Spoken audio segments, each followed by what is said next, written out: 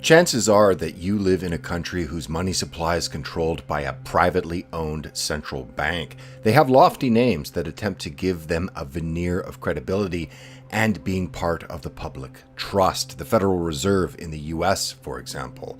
And other than being able to appoint a minority of members to the Board of Governors, in some instances, central banks are mostly independent from national governments. These private institutions create the money supply out of nothing, and the money they create is backed by nothing.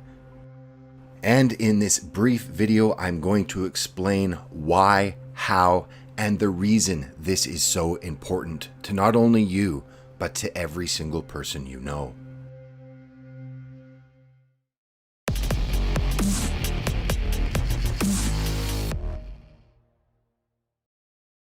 Just a quick announcement that I'm now selling a whole slew of new t-shirts, many with new designs and several with new logo designs. There are, of course, lots of colors that you can choose from and many different kinds of shirts.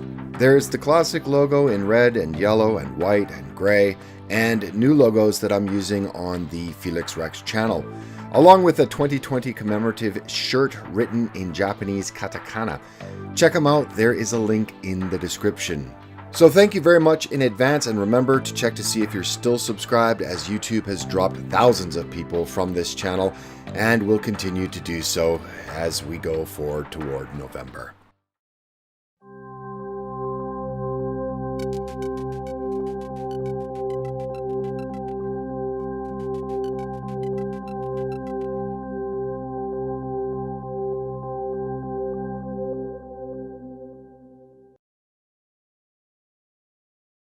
The Federal Reserve came into existence a little over 100 years ago and was formed by and in the interests of the private banks. And in that time, the dollar has devalued by 96%, and the national debt has grown 5,000 times larger.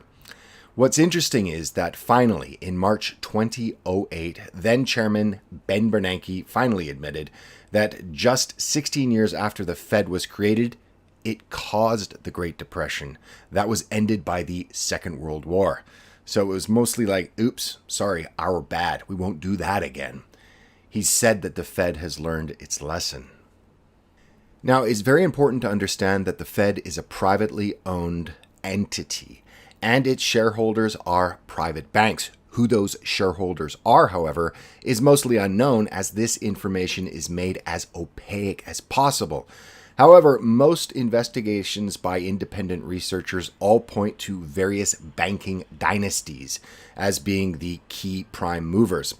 But alas, ownership of who has the power to create money out of nothing and then lend it at interest to you is information you're not allowed to have.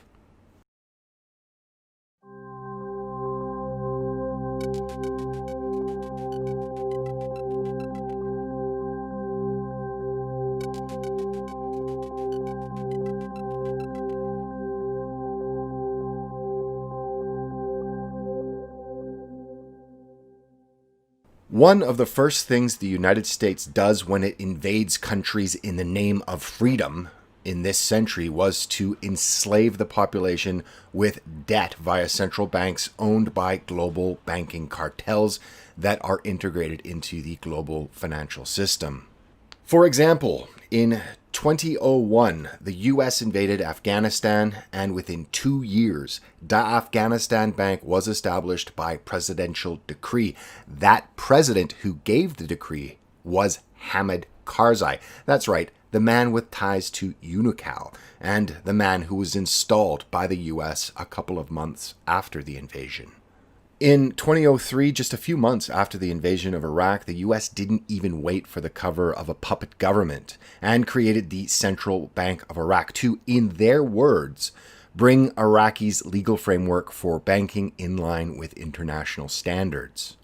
Or in layman's terms, or if they had an honesty filter, the US as an occupying power foisted upon the people of Iraq a privately controlled central bank, which then began to issue debt. And this is just an aside, but I've done a video previously on why Libyan leader Muammar Gaddafi was destroyed, as he was attempting to implement a gold-backed currency that would have been outside the central banking system and would have challenged the petrodollar. Link to that video is in the description. So depending on your sources, the countries outside the central banking system are very small indeed, but do make up an interesting and eclectic group.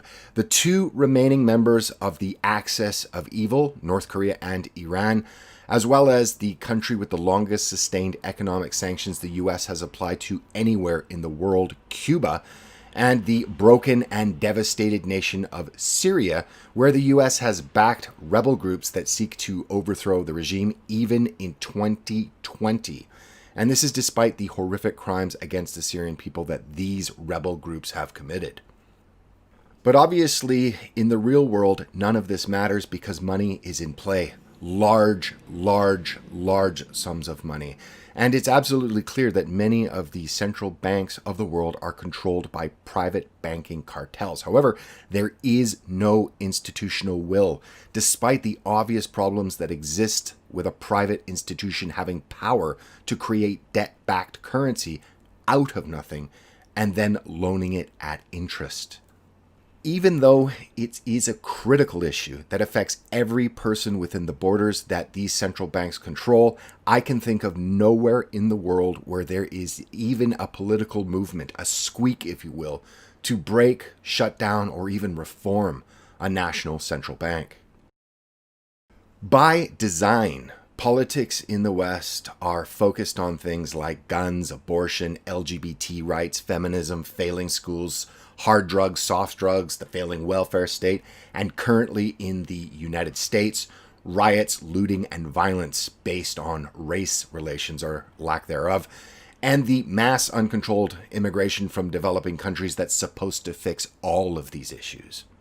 Thus, for many, it seems incredibly hard to understand why governments that are supposed to put the security and safety of its citizens as its top priority, both physically and financially, and why they so willfully have negated this key responsibility in this most critical area.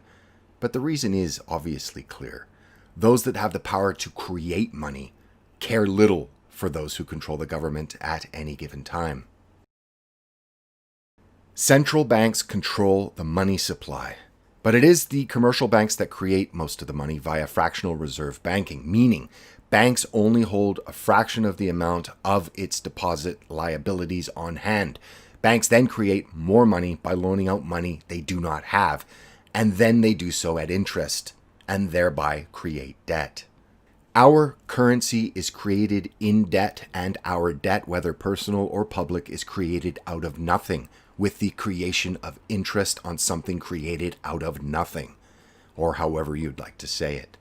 So why do governments throughout the Western world speak of the dire horrors that await a country that does not continually expand its population? Well, simple.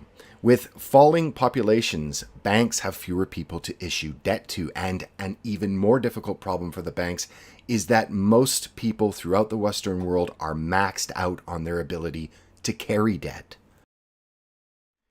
Canadians hold more personal debt than the citizens of any other G7 country, and its cities have some of the most overvalued real estate on the planet. The Canadian government's solution? More immigration. The same is for Australians, who, not part of the G7, are in fact the most indebted people in the world. Canadians in Canada, Australians in Australia, Americans in the United States are milked populations. You'd have more luck drawing water from a stone. Ever wonder why Canada and Australia and America are so eager to allow hundreds of thousands of new debt slaves to enter their countries every year, despite high unemployment, deteriorating services, and the destruction of social cohesion? Have you ever wondered why? None of these issues matter, as Canada and Australia and America, like the rest of the West, keep pumping new cogs into the debt machine. These new Canadians, these new Australians, these new Americans are the newest victims in the global debt trap.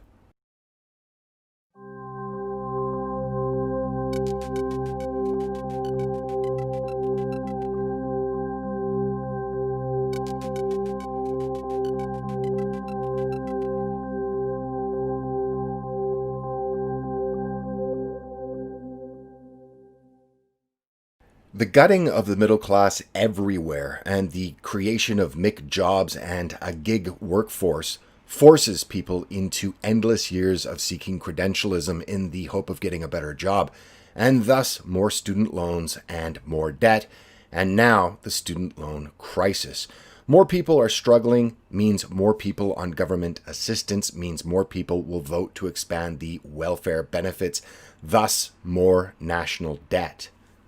Without an expanding population, banks lose as they have less ability to issue debt that is created out of nothing via fractional reserve banking. The more impoverished, the more indebted the population becomes, the more the political compass moves toward expanding the welfare state. From this point on, it will become very difficult, if not impossible, for the bankers and their puppet politicians to be dislodged. Look to the coming months and years of economic fallout that has been created by the chaos in 2020 and the reaction to the COVID-19. It's important to understand that these same cartels control most of the institutions, media, for example. And this is also why the election of Donald Trump was so unexpected. However, with the controlled and continued demographic and thus political shift in the US, as well as the rest of the Western world, democratic nations with populations that are becoming ever more impoverished through this system will move to ever less free and more overtly controlled societies, and this will inevitably end the ability to effect change peacefully. And should there be any violence of any measure created out of the resentment in the pressure cooker that has been created by the elites in Western nations over the many social issues that people clash over, well then this would provide ever more license for an overt totalitarian system and measures to be put in place and a shift to an open police state. And the seeds of the destruction of your society as it crumbles down around you is all traced back to a small syndicate and is empowered via their greed and lust for power. Banking reform and the elimination of debt-backed currency is probably one of the most important issues in the world today that you've not heard anyone talk about. And it's never spoken about because those that rule you also fool you with their bought and paid controlled media and their puppet political class. This same cartel keep the population distracted and at each other's throats. This controlled deployment of divide and conquer has never been more obvious than today. We are witnessing a very well organized, a very well financed, and expertly deployed use of mass rioting and looting at the very same time people are being pumped full of fear via lockdowns and 24-hour news cycles, telling them constantly of the current outbreak of COVID-19 and its lethality. 2020 will be remembered as the year that the fear porn being pumped into society went totally off the rails. Now, all of that being said, I will be making, if this video proves successful, a video delineating the value of government-backed currency rather than a debt-backed currency. And for a very meticulous look at debt-backed currencies, central banks, and the history of banking and its subversion of the money supply in Europe and the United States, please see the excellent video by Bill Still called The Money Masters. Link is in the description. Thank you very much for watching. If you like this video, please consider supporting this channel via Patreon, Subscribestar, or you can go directly to my website, blackpigeonspeaks.com, for more information. And also subscribe to me here, as well as BitChute, the only freedom of speech platform for videos that exists on the internet. See you again soon. Bye-bye.